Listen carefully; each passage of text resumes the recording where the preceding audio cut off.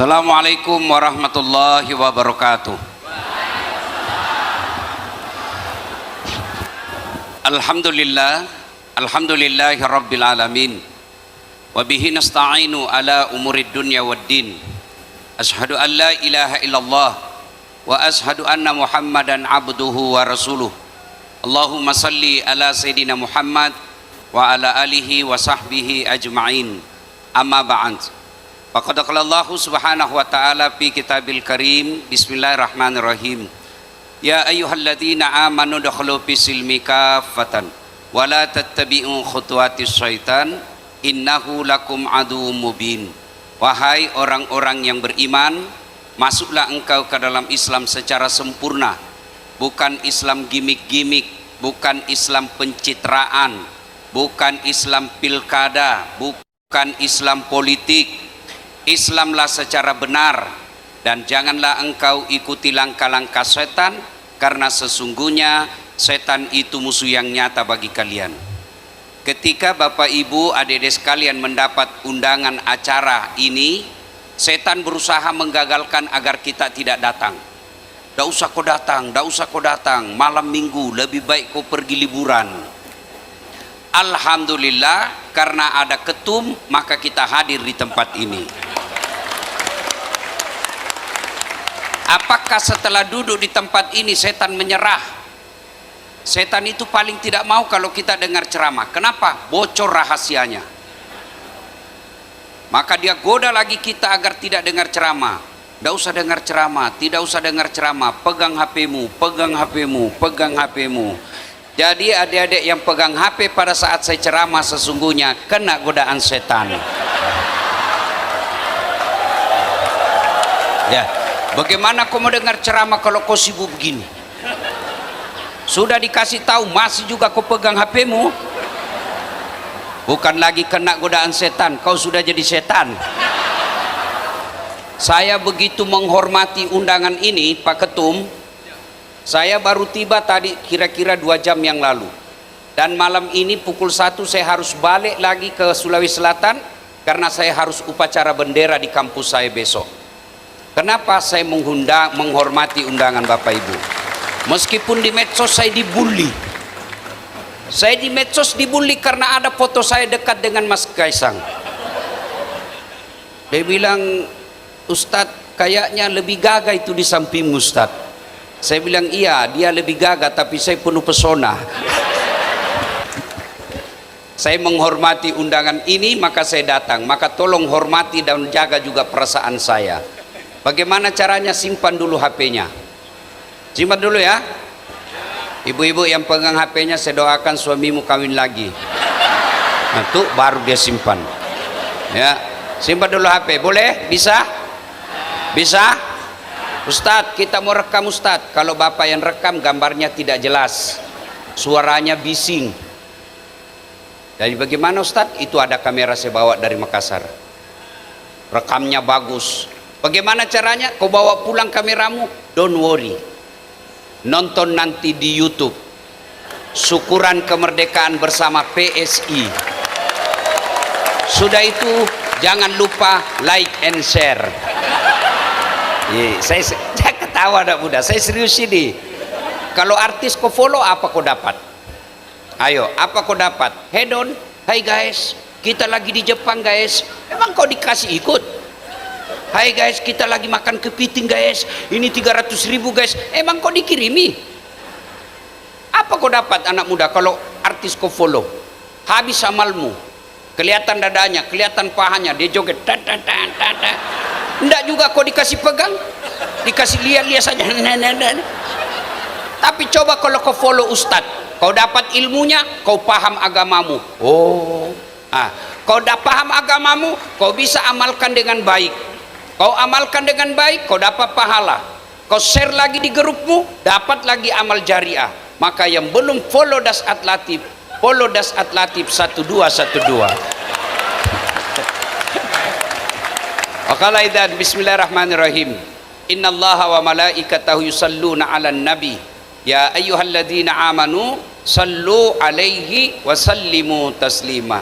Sesungguhnya Allah dan para malaikatnya bersalawat kepada Rasulullah Muhammad sallallahu alaihi wasallam, maka wahai orang-orang yang beriman, bersalawatlah kalian kepada Rasulullah dengan sebaik-baik salawat.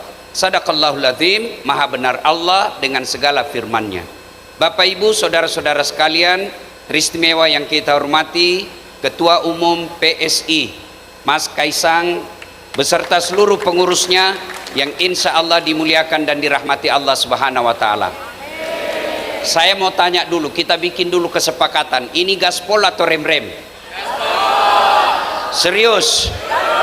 Kalau ada yang bilang rem-rem, saya khawatir anak muda penakut orang seperti itu.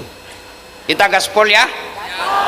Satu, to the point. Satu, sebagai partai politik kita patut bersyukur kepada Allah. Kenapa? Satu-satunya partai di Indonesia yang anak muda ketua umumnya hanyalah partai PSI. Ente bersyukur. Coba lihat ketua umum partai yang lain. Coba lihat. Maka kita bersyukur karena kita punya ketum anak muda. Dan adik-adik sekalian yang belum sejarah Islamnya belum lengkap, sejarah pergerakan Islam, golongan pertama orang masuk Islam itu bukan orang tua, orang muda. Generasi awal masuk Islam itu anak-anak muda di bawah 40 tahun. Muhammad sallallahu alaihi wasallam 40 tahun. Anak muda. Umar bin Khattab, Abu Bakar Siddiq anak muda. Utsman bin Affan anak muda. Abdurrahman bin Auf anak muda. Anak muda yang sudah mapan ekonominya. Kenapa? Supaya kau tidak jual nama partaimu.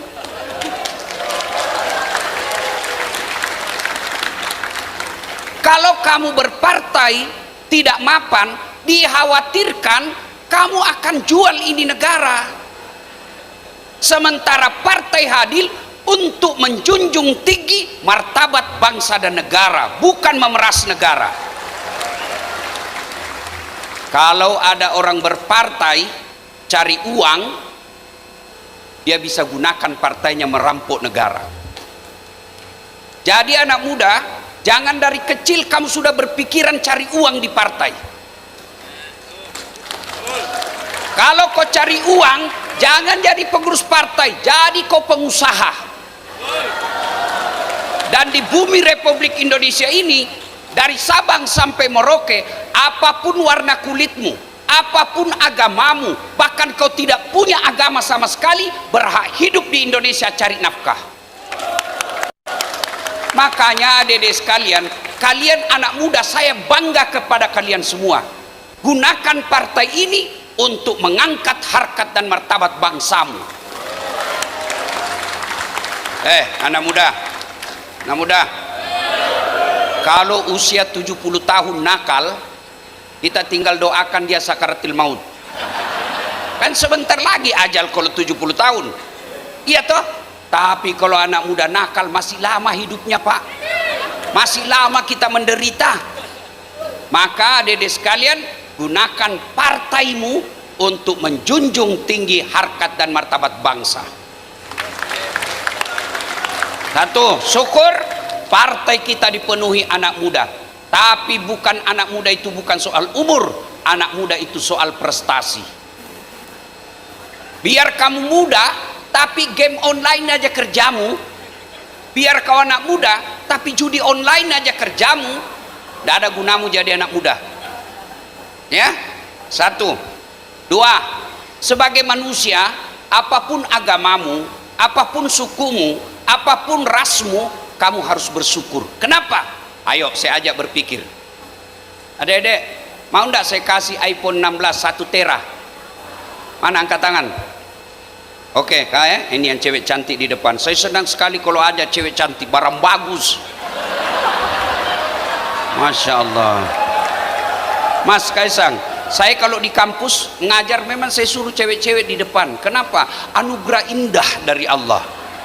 Makanya Islam kalau lihat cewek cantik kita bukan bilang istighfar, astagfirullah, tidak, tapi apa? Subhanallah, maha suci Allah yang telah menciptakan gadis cantik itu. Ya, nah, Mana tadi yang cantik? Yang mau bilang saya kasih iPhone 16, mana? Oke. Tapi begitu saya kasih, mbaknya langsung tuli. Mau? Mau? Ah, enggak kan? Untuk apa handphone kalau sudah tuli? Halo? Rusak lagi nabe. Bukan nabe rusak, telingamu yang rusak. Berarti yang mahal bukan handphone. Yang mahal bukan seluler. Yang mahal bukan jaringan. Apa yang mahal? Telinga. Allah kasih gratis, 2 lagi, presisi lagi tempatnya. Pernah enggak bapak-bapak, adik-adik bayangkan bagaimana seandainya satu telinga di bawah ketek? Halo, ya bos, di mana dek? Siap ketum. Repot tuh. Dan hebatnya lagi telinga, dia bisa bedakan mana bunyi temanmu, mana bunyi istrimu, suara istri dan suara selingkuh. Bayangkan kalau kau tidak bisa bedakan, kau kira istrimu ternyata selingkuhanmu, kau kira selingkuhanmu ternyata istrimu, dan dia bisa bedakan. Allahu Akbar. Inilah telinga nikmat. Tuh kamera yang ada tuh, yang mahal-mahal tuh kamera. Kamera yang paling mahal itu namanya Zeiss. Apa dia yang hebat? Bukan. Tapi apa? Mata. Biar ada kameramu harga 200 juta, yang punya tele yang panjang itu, yang dia pakai para fotografer sepak bola, itu harganya bisa miliaran. Tapi biar ada duitmu beli itu, tapi kau punya ilmu dulu. Saya mengajar mata kuliah fotografi di Unhas. Harus ditahu berapa kecepatan angin pada saat moto, berapa kekuatan cahaya di saat itu, berapa pergerakannya itu tepat itu orang. Harus ditahu pula jaraknya kamera lensa kita dengan objek yang kita mau foto, diputar-putar, zoom out zoom in, baru bisa ambil gambar yang baik. Tapi apakah duit yang hebat? Apakah kamera yang hebat? Tidak. Apa? Mata. Hebatnya lagi nih matamu autofokus. Begitu buka, Mas Kaisang, enggak perlu kau putar-putar, zoom out dulu, enggak. Dan hebatnya lagi nih mata, dia punya sensor pembeda, dia bisa bedakan mana istri, mana sekretaris.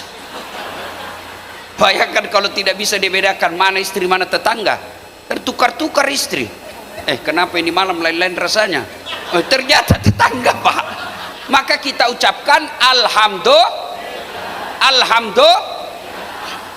Saya lagi praktikum public speaking, tiba-tiba ada cewek ada kawat di giginya.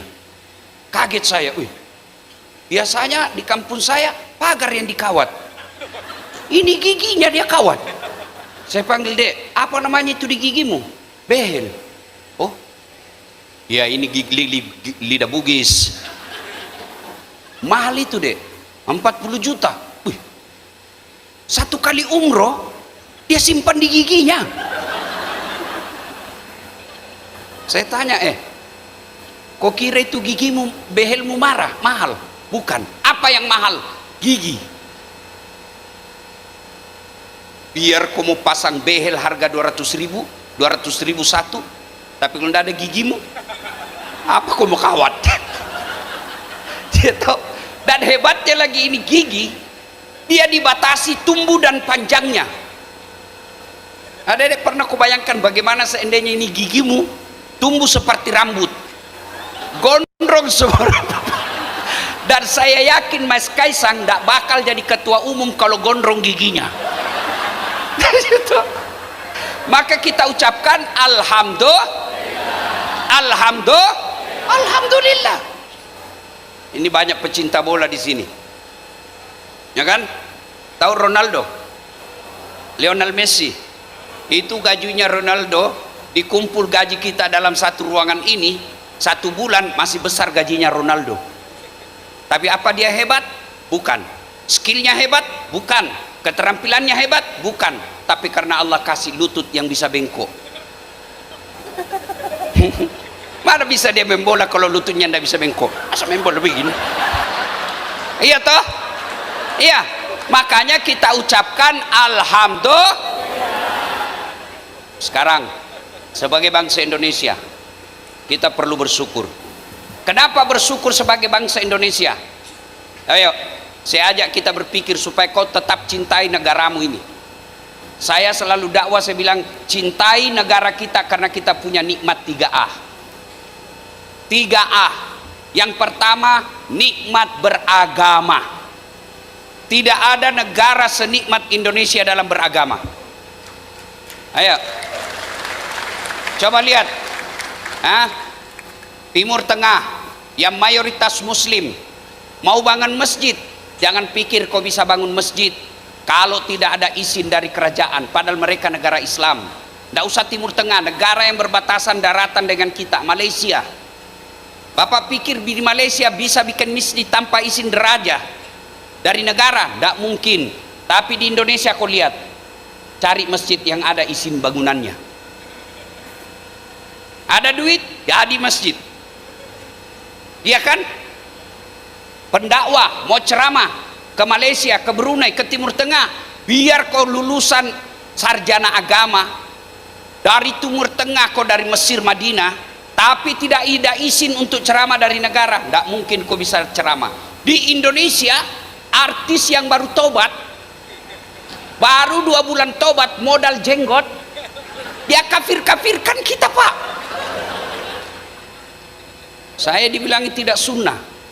Kan saya lihat itu di medsos, Ustadz Sunnah. Saya cari namaku, tidak ada. Ustadz Sunnah, nomor 13. Saya komplain adminnya, kenapa kau tuduh saya Ustadz tidak sunnah? Dia bilang buktinya, kau bicara sunnah-sunnah, kau tidak pelihara sunnah. Mana? Tidak punya jenggot. Saya mau diapa kalau tidak mau tumbuh? Ingat kata Gus Dur, jadi Islam tidak mesti saya kau ganti dengan ana. Jadi Islam tidak mesti maaf kau ganti dengan afwan. Enggak, tetaplah berislam dengan cara budaya Indonesiamu.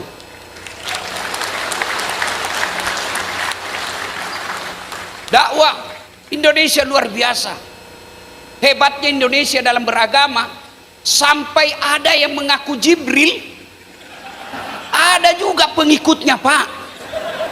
Maka polisi terhebat seluruh dunia adalah polisi Indonesia. Kenapa? Mampu menangkap malaikat Jibril. Ini hebatnya Indonesia, Pak. Maka kita bersyukur.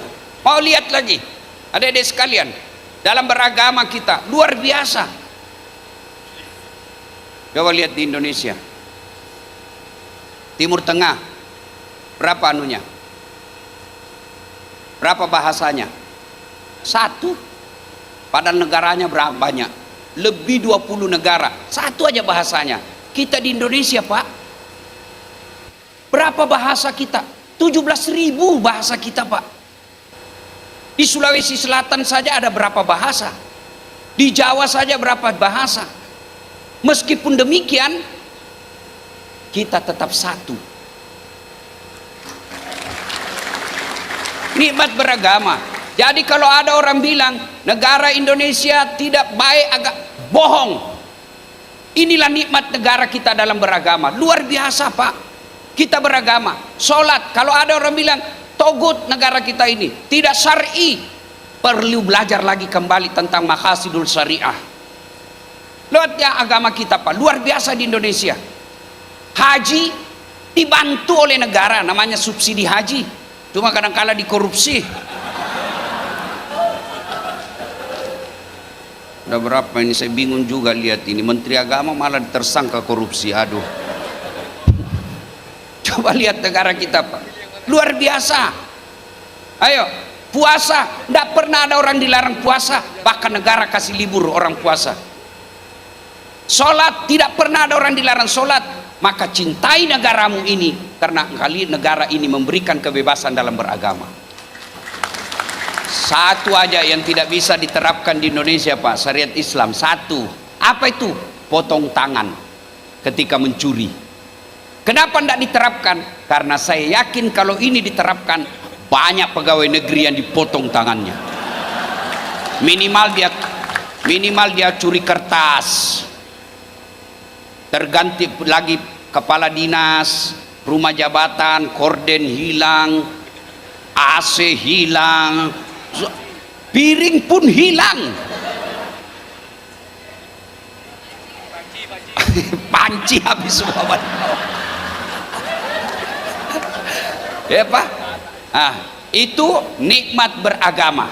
Nikmat pertama, nikmat beragama. Yang kedua, nikmat alam. Coba lihat alam kita ini luar biasa.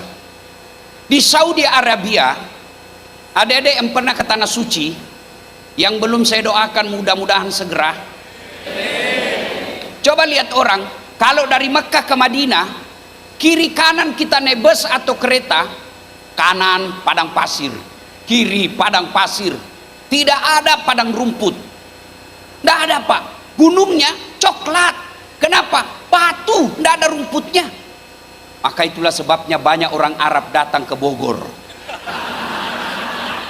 Untuk apa? Mau lihat gunung yang hijau.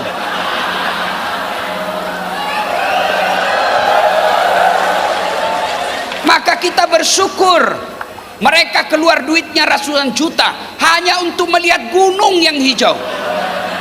Coba lihat kita di Indonesia, bapak adik-adik sekalian, tidak perlu keluar duit untuk lihat gunung. Keluar saja kau dari rumahmu, buka mata, tung, gunung menghijau. Orang Australia duitnya habis sampai puluhan juta, ngurus visa, datang ke Indonesia hanya untuk melihat sawah yang bertumpuk-tumpuk.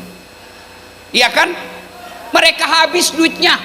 Di Indonesia kalian tidak usah keluar duit, kau keluar rumahmu sudah lihat sawah depan rumah. Timur Tengah, Dubai, satu aja kekayaannya sehingga melimpah. Apa? Minyak. Di Indonesia kau cari apa? Minyak ada, batu bara banyak, nikel ada, emas ada, jandanya banyak. Nikmat luar biasa negara kita ini. Ya, nikmat alam. Yang ketiga, nikmat aman. Timur Tengah, agamanya boleh dikata cuma satu, Islam. Bahasanya cuma satu, Arab. Sampai sekarang tidak bisa damai mereka. Kita alhamdulillah damai. Kenapa kita bisa ceramah seperti ini? Kenapa kita bisa cari nafkah dengan damai? Kenapa kita bisa berhidup, cari nafkah, berkarir politik? Karena negara kita aman. Mana bisa kita bikin pengajian begini kalau sudah tidak aman? Assalamualaikum warahmatullahi wabarakatuh. Duh, marilah kita memanjatkan puji syukur. Alhamdulillah, nikmat aman.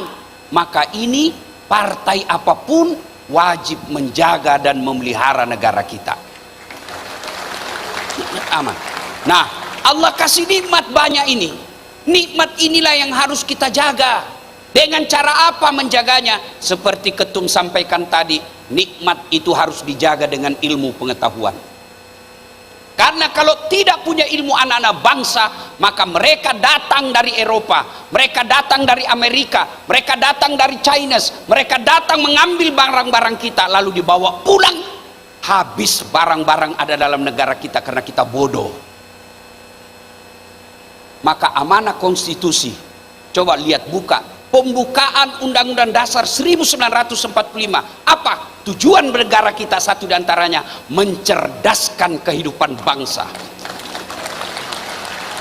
Maka PSI insya Allah ditakdirkan Allah kelak ada masuk ke parlemen tingkat nasional, anggota DPR RI, maka suarakan terus soal pendidikan ini.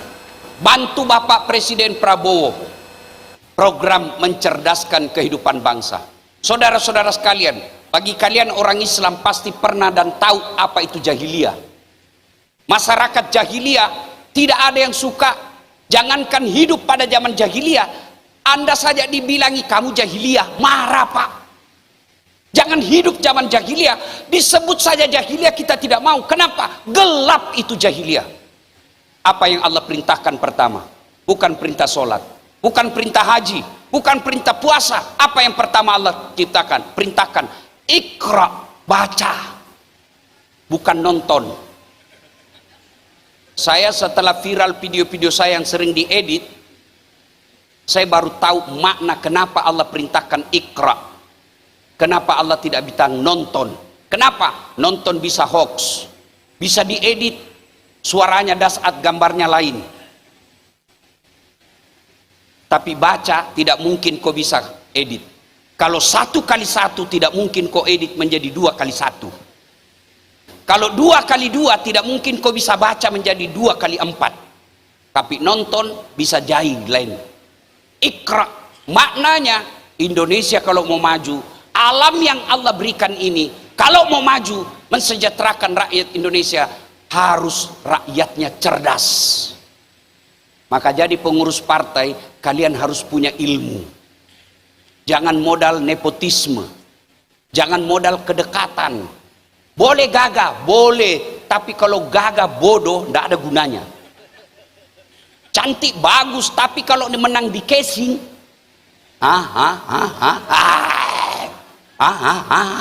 sudah tapi belum, apa maksudnya?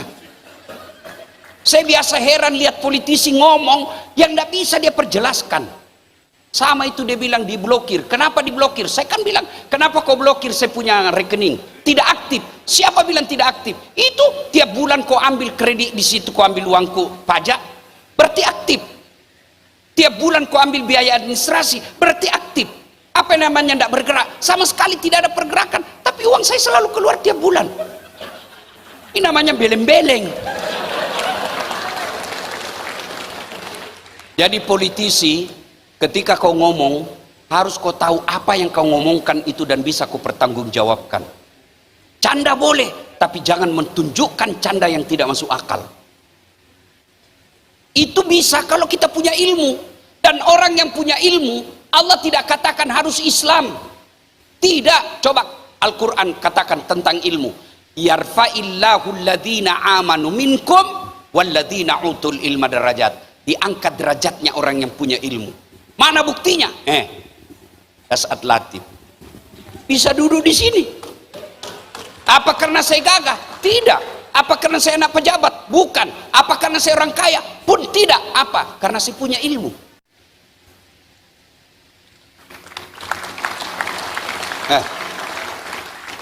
Ali bin Abi Thalib pernah ditanya, ya Ali, kalau kau disodorkan antara harta dengan ilmu, kau pilih mana?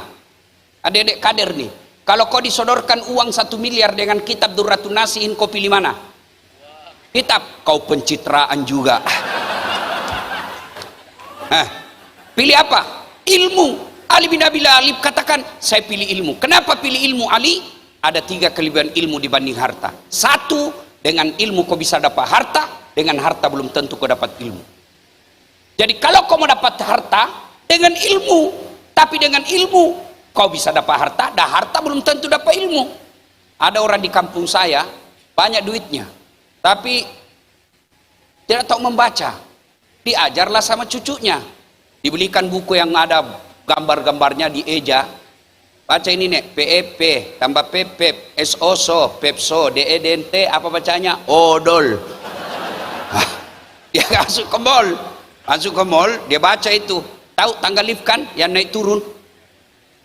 Dia lihat, wih, tertulis open. Dia bayang, wih, open. Besar betul pembikin kuenya. Karena di kampung open itu pembikin kue. Wih, besar betul pembikin kuenya. Tiba-tiba ada orang saudara kita, orang Tionghoa mau masuk. Dia teriak, wih, jangan masuk. Panas. Masuk ini saudara kita. Tertutup pintunya. Selang beberapa saat terbuka. Keluar orang Afrika. Dia bilang, saya sudah bilang jangan kau masuk. Hanguslah kau. Padahal lah dia masuk lah yang keluar. Ini ada duitnya tapi belem-belem. Maka adik-adik sekalian, pengurus partai, tidak mungkin kau bisa kelola ini partai dengan baik tanpa ilmu. Kau sekolah tentang komunikasi politik, kau sekolah tentang pemasaran supaya kau mampu pasarkan ini partaimu dengan baik. Kau belajar tentang ilmu ekonomi, pelajari semua supaya apa? Kau bisa memajukan bangsamu dengan partaimu. Bapak saudara-saudara sekalian, maka ilmu harus kita miliki. Iqra, baca. Supaya apa? Kita bisa memanfaatkan ilmu itu untuk kemajuan bangsa. Nah, kalau kedua, kalau kita tidak syukuri, tadi kita syukuri dengan ilmu. Kalau kita tidak syukuri nikmat yang Allah berikan, Allah marah. Negara ini titipan dari Allah. Kalau Allah marah, maka 1, makhluk yang lain akan digunakan Allah untuk menghukum kita. Anda kelola alam serakah, ambil batu bara, ambil nikel, tapi tidak sesuai dengan peruntukannya, melanggar lingkungan hidup, maka Allah turunkan makhluknya yang lain. Apa makhluk Allah yang turun akan marah? Satu, bisa jadi gempa. Dua, bisa jadi tsunami. Tiga, bisa jadi likuifaksi. Itu tidak mungkin Allah menurunkan bencana begitu saja tanpa diundang menurut Al-Quran. Dan mengundangnya adalah cara pengelolaan kita yang tidak mensyukuri nikmat Allah. Nah, cara berikutnya mensyukuri ini adalah isilah bangsa kita ini, negara kita ini dimajukan. Dengan cara apa? Karena kalian berpolitik, uruslah negara ini dengan politik. Dan politisi jauh lebih efektif dakwanya daripada ulama. Adik-adik sekalian, kader partai, tujuan partai itu satu di antara bohong kalau bukan, menurut Machiavelli. Tujuannya meraih kekuasaan. Dengan kekuasaan kita gunakan untuk mensejahterakan rakyat. Dengan kekuasaan kita mencerdaskan kehidupan bangsa. Dengan kekuasaan kita angkat derajat masyarakat kita. Dan orang yang berdakwah dengan kekuasaan jauh lebih efektif daripada dakwah mulutnya ulama. Kok bisa Ustadz? Contoh, adik jadi bupati, saya dakwah, saudara-saudara satu kantor ini kantor bupati, saudara-saudara sekalian mari sholat berjamaah. Tidak ada yang datang Pak. Ada apa kau Ustadz? Saya mau masuk neraka atau tidak urusan saya. Tapi coba kalau bupati datang sholat jamaah di masjid, Assalamualaikum warahmatullahi, Assalamualaikum warahmatullahi. Dia panggil ajudan, mana ini kepala dinas pendidikan? Tidak pernah juga saya lihat dia datang sholat jamaah. Ajudan telepon itu kepala dinasnya, Bang, kamu dicari sama Pak Bupati, katanya kamu tidak pernah datang sholat jamaah. Besok Pak, belum asar sudah ada dia di situ Pak. Itu hebatnya jabatan. Coba Bapak jadi bupati, bikin edaran berantas narkoba. Saya ceramah jangan narkoba, jangan haram, malah anak muda kasih kempes motor saya. Tapi kalau seorang bupati mengeluarkan surat edaran, dalam sekejap bisa selesai itu urusan.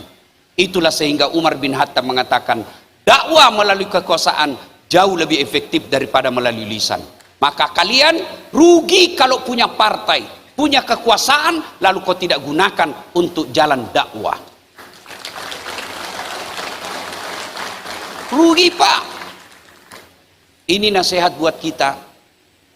Saya kadangkala lihat negara kita ini, Masya Allah, nikmatnya luar biasa, penduduknya banyak, alamnya bagus, cuma kok ada warga negara kita yang pergi ke Timur Tengah, ke Saudi jadi pembantu rumah tangga. Padahal kita lebih kaya daripada Timur Tengah. Coba itu Saudi Pak, tidak pernah kita lihat sawah, tidak pernah kita lihat kebun sawit, yang ada paling kebun kurma. Tapi tidak ada orang Saudi datang menjadi tenaga kerja di Indonesia. Kenapa? Karena mereka mensyukuri, dan cara mensyukurinya dia kelola negaranya dengan baik. Adik-adik sekalian, kalau niatmu masuk partai untuk memperbaiki negaramu, itu adalah jihad. Jihad. Kalau kalian berpartai supaya anak cucu kita nanti bisa menikmati, masuk pegawai tidak perlu bayar. Kalau tidak kita yang nikmati, anak-anak kita yang nikmati. Saudara-saudara sekalian, saya mau buka akar sehat kita. Siapa yang berjuang tahun 1945 ke bawah? Siapa yang berjuang? Pahlawan-pahlawan kita. Apa mereka menikmatinya? Mereka melihat ini negara kita internet, nelpon kiri kanan tidak pakai kabel? Tidak. Siapa yang menikmati? Cucu kita, cucu-cucu mereka yang menikmati. Jadi kalau kalian berpartai dengan baik, mengatur negara dengan baik, insya Allah kalau bukan kalian jadi pejabat tidak perlu sogok, jadi pegawai tidak perlu nyogok, anak cucu kita nanti akan menikmati negara kita. Itu yang disebut amal jariah. Maka kemarin ketika saya menjelang pilkada, saya senang kalau dipanggil para calon-calon untuk ceramah. Jangan terima sogok. Sogok inilah yang merusak sistem politik kita. Mudah-mudahan PSI tidak terlibat dalam sogok menyogok ini. Bayangkan mau jadi bupati, habis duitnya 300 miliar, lalu berujung pada masuk penjara. Adakah yang lebih bodoh dari ini?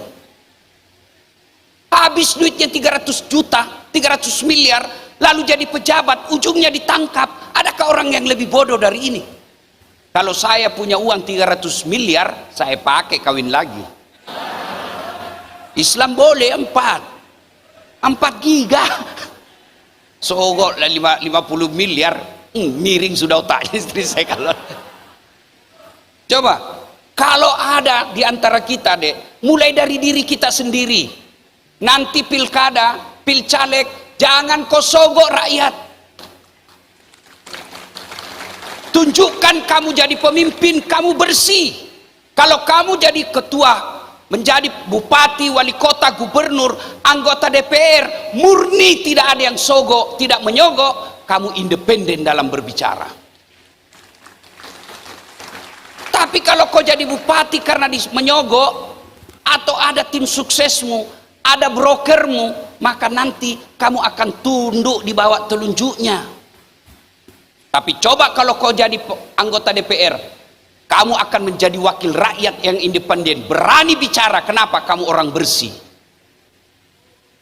Maka keliru kalian kalau mengurus partai ini tidak mengedepankan kejujuran dan keberanian. Nah, saya ingin memberikan contoh seorang pemimpin, Umar bin Khattab. Umar bin Khattab ini didatangi sama rakyatnya, presiden namanya waktu itu adalah Amiral Mukminin, pemimpin orang Islam, presiden lah sekarang. Lagi malam hari di rumah beliau, nyalakan pelita karena belum ada listrik waktu itu. Tiba-tiba datang tamu. Assalamualaikum warahmatullahi wabarakatuh ya Amiral Mukminin.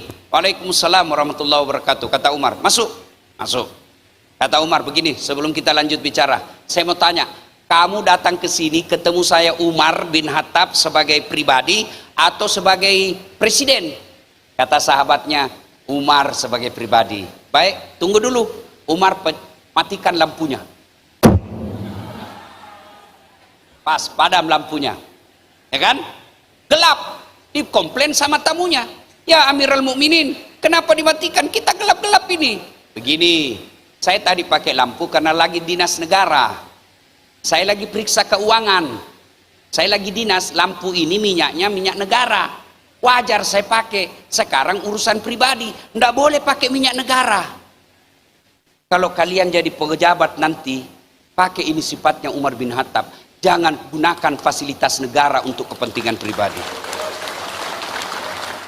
Tapi kita lihat sekarang Pak pejabat, waduh, plat merah dipakai bawa undangan pengantin, malah lebih parah dia pakai pergi dugem, lebih parah lagi dia pakai pergi selingkuh, dia ganti pelatnya. Aparat bisa kau tipu, tapi malaikat CCTV-nya ada bos. Begitu kau ganti pelatmu dia close up kau. Jangan gunakan fasilitas negara untuk kepentingan pribadi.